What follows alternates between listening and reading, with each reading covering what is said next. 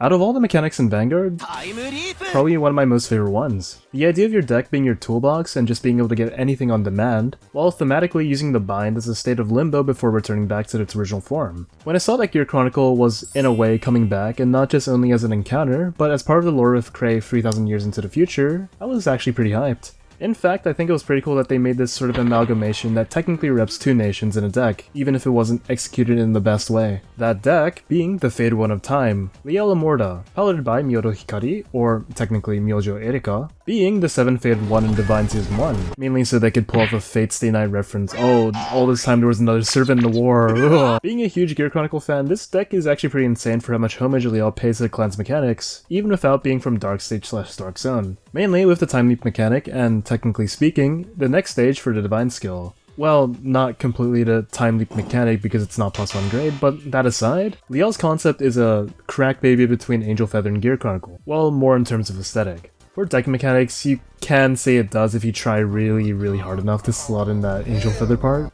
Let's look at our main ride line, which mainly builds on future setup. Adorphus, and on road upon Soul Blast 1, draw 2 cards with ditching 1, working similar as a Ranker Chain and cycle for your deck and sort of set up your drop in a way. Importantly, it then follows with Elglina, which lets you bot deck any number of units, and if you chose 3 more cards, you can draw a card. Commonly, throughout the deck, you'll see skills that rely on being called directly from the deck, or at least returning cards to set up the cards in deck. From when you're choosing with Elglina skill, you can actually choose your ride line from your Soul Blast, which instead of going to the main deck, they get returned to the ride deck instead. But mainly, both ride lines are guaranteed to refund your ride up ditches, while also carrying synergy among themselves, and for Liael herself as well. Adorphus is also like, in the Imagoon comic, I can't look at the card the same anymore. Alternatively, there is the Olden ride line, which is generic if you aim to filter out cards more and find your pieces easier. If you do whiff and have to call them from Soul, it is a bit tricky then, especially with how much Soul this deck uses, so we'll come back to that. Moving on, we have the Faded One of Time, Liael Amorta. Her first skill is when she swings, counterblast 1 and choose one of your regards to bind it, and then call another one from the deck with the same name. She's your usual multi-swing enabler with, in technicality, filtering 1 with each swing. But unlike in your average Time Leap fashion, you're forced to micromanage and actively keep up with how many copies you have in the deck. And when you do run out of copies of the same card that you're using to call, it's well, shit. Okay. Next skill is her working as a perfect guard for Faded Ones. Well, it weirdly does have some synergy with how she binds units and her Divine skill, but it was mainly used by Akina as a get out of jail for free card during the Suo fight, and during reveals, it did spell how Akina was gonna cheese the fight. It does return your bound units, but it's also clunky with what the deck wants to do, especially with the majority of your beaters asking for the same card in bind. Also, just losing out on a Persona copy despite having plenty of ways to recur it, I guess, and potentially see another is kinda eh. You'd rather be using your copies to enable Persona Ride since this deck kinda falls flat without it. Though, if the skill keeps you alive, there is no reason to not use it in the worst case scenarios. Though being another perfect guard actually gave birth to one of the most annoying Raziel builds, Hostage. Paired with him and Financier from Festival Collection. You can end up looping perfect guards or triggers that are removed by the order and then get bound, and even call from drop and a perfect guard with Raziel's skill, meaning that you never really deck out in exchange for having barely any offensive power. You could also sort of, but not really, replicate this in Luard's version of the Hostage build, but it can act as a PG for Luard, and mainly would be used to return things like Abyssal Owls or anything bound from the order for Ditch 1. In a sense, Hostage was just a huge oversight by Bushiroad, and was actually put on the watch list. They did eventually make cards dedicated to screwing over the Hostage package, which were super situational and only a handful of decks could actually tech it out, but that's enough talking about how dumb this skill was, or really what they were thinking when they printed this card. Anyways, finally, her Divine skill, which at the end of battle this unit attacked and your opponent has a grade 3 greater Vanguard, you can choose a card with the same name as this unit and write it as stand, which I guess was serviceable in the anime as she's rewriting herself from the past or some shit, I really don't know. Usually how you'll find getting this Persona copy is either ditching for write-up or perfect guarding or soul blasting it on the Persona turn. It's both an extra swing from the Vanguard, and on top, just being able to use the skill again to bind call another unit from deck, as another swing. It's not super flashy, but at least it does 6 attacks. But prior to this, people theorized that, oh, because she's the Faded One of Time, it would have been an extra turn, which we sort of did like later on. But I guess Bushi really wanted to double down on that time leap mechanic with being more reminiscent of next stage riding down the Chronojet, like returning back to the previous self to punch you in the face again. In a sense, it's a pretty okay sort of divine skill with having a quote-unquote triple drive, but compared to the other skills, this is pretty whatever for a game closer. Her first wave of support, you have the Mind Hacker again. Next, the 15k double rares that every Faded one gets, this being Euphoria. I can't read. By Soul Blessing 1, you can choose up to 1 unit and bot deck it. Then choose one of your units and it gets plus 5k. For something so simple, it's actually surprisingly strong with being a tick away dragon to ensure you get your call from your deck as long as you have a unit on board with the same name. Unrestricted plus 5k can make some pretty uncomfortable numbers at times, and being a 15k booster is actually nuts in making your Vanguard at least a little bit more threatening.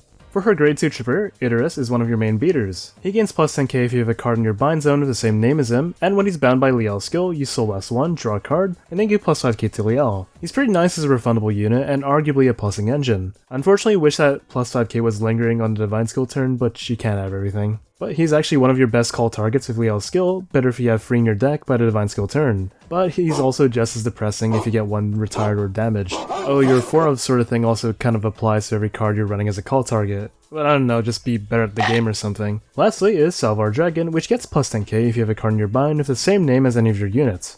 It's a nice beater that doesn't net you advantage like Idris, but can make some pretty uncomfortable numbers. Perhaps in comparison to the other rare grade frees that the Fade ones got, this is pretty mid, but not as bad as Wizme. It kinda does what it kinda does, you know. Next is Gargalon, which, when your unit is placed by the ability of your Vanguard with a divine skill, it turns into a 13k booster and can countercharge at the end of boosting with retiring itself. It's nice to have early on, but Liael didn't really have that much issues with counterblast, though it does see more use in later builds of the deck with having more counterblast outputs. There's also Diana being a beater that gets plus 10k if your unit is placed in a regard circle from deck. The condition being pretty nice as it's more loose and flexible compared to the other two, and works well with cards like Veltrosa and Tefal which call from deck if the build has opted to run those. Sequence Wizard can also get the skill live, but we'll come back to him soon. But being a 20k body going first is pretty nuts when you're beating him to a 10k base. The other cards for consideration in previous sets were Sirgalon because this card's just broken, Decker Razor to continue pumping power even after using it to boost, Sajas as another call target to top tick rig, provide soul, and abuse the counterblast skill, Wisdom as a pot of greed to just sink your counterblast. Viscotti can also be generally used as an energy sink and as a way to rig your deck for triggers, but it can conflict with Liael's on-swing search, meaning you have to target her in order to get the full benefit. Briar can also be used, sorta, not really, but only really works in Divine Skill Ditch or write-ups.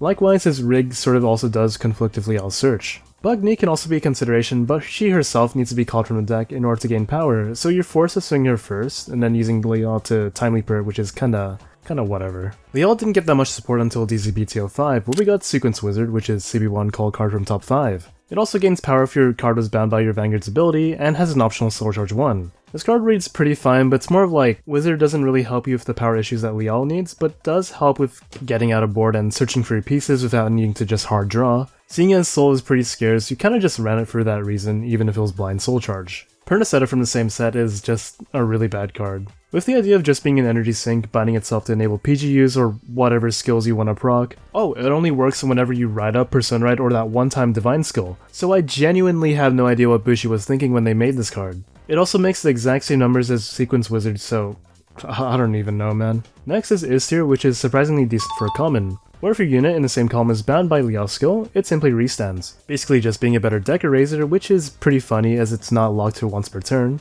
but it does make numbers of Swing of Idris more relevant, with going 28k, 38k normally now. This dedicated support reads all unsurprisingly kinda mid and far from game changing for the deck, and would be far from having enough strength to compete against a C tier deck in the standard set 5 established. But we have one more thing, that being Gabuelius, which I know isn't just support meant for Reziel. With having a Soul Blast 1 rig and gaining power if you choose the bot deck, and if you're in 4 or more damage it gains plus 5k on swing, but if it was placed in a Rigard circle by the ability of a Faded one in its card name this turn, and if you haven't previously performed drive checks, you can counterblast 1 and gets plus 10k instead, and -1 drive, and he can perform drive checks. This bumps up the power ceiling for Liael, as not only is the deck able to have just another reliable beater, it also capitalizes on whatever you filtered from your deck, while also having an outlet for counterblasts, which Gregel can finally see more of its use. Having another option for drive checks allows the deck to just have more stacking potential and just scam people out of games. Though similar to Bradyarch, their stack is pretty useless during main phase, so you'd rather be using that soul in your drive check swing. But another issue is during your Divine Skill turn, this would burn for a whole free counterblast, assuming you haven't used like Sequence Wizard or any counterblast outputs at all. While Gabuelius can produce numbers, it simultaneously makes your resources more scarce in a sense. It's also a Limit Break 4 skill which, unlike Reziel, which has more liberty with how much damage it can juggle, Liael doesn't really have that same luxury of being tanky. But with all this support from Set 5, there's still the issue of just Persona Ride being so important for this deck, and there's still this sort of over-reliance on Idris as your main angle of plussing. While the new support attempted to fix these issues, it kinda just chose not to fix the more major ones. Though for her more recent wave of support in DZBT-07, she has some pretty interesting things that are brought to the table. Holgonomon, if bound by the ability of Liael, gives power, and if you use a Divine Skill this turn, you choose 2 units instead of 1. It reads incredibly bad, and worse it's a grade 1, but she does have some sort of potential if Liael gets a new form and is able to bind more than once. But lastly, and arguably the most important card she's ever gotten, which on place, if you have a grade 3 or greater Vanguard with Liael in its card name, so last 1, look at a top 7 for either Liael's or even Gebwelius, and add them to your hand. With a dedicated Persona Searcher or something to even dig for Gebwelius finally makes the deck more playable than before, I guess. Alongside a continuous skill being more flexible than Idris, surprisingly Liz opted towards actually cutting Idris to run this instead. While not having any notable track record of any competitive presence, with Erica still being in the vines means that there's still room for the deck to evolve and grow. Perhaps to where she might get a new form to build off a decent line support, and with how strong Kidder's card pull is to open up potential cooking. Overall, similar to Chris Rain and arguably the rest of the Fade ones and Destin ones that haven't received this treatment, I hope that Liael gets a new form that lets her exploit the mechanic in a more creative fashion than something super streamlined. But that'll be all for our Gear-Rating Angel Diva. If you enjoyed the video, please do leave a like, and if you haven't already, please do subscribe. If I missed anything, or if there's something to add, please do leave a comment below. I also have a Twitch that I've been streaming on recently, so feel free to pop in and drop in a follow. But otherwise, I'll see you all in the next video. Bye bye. And then from me. Like, line it up and then from me.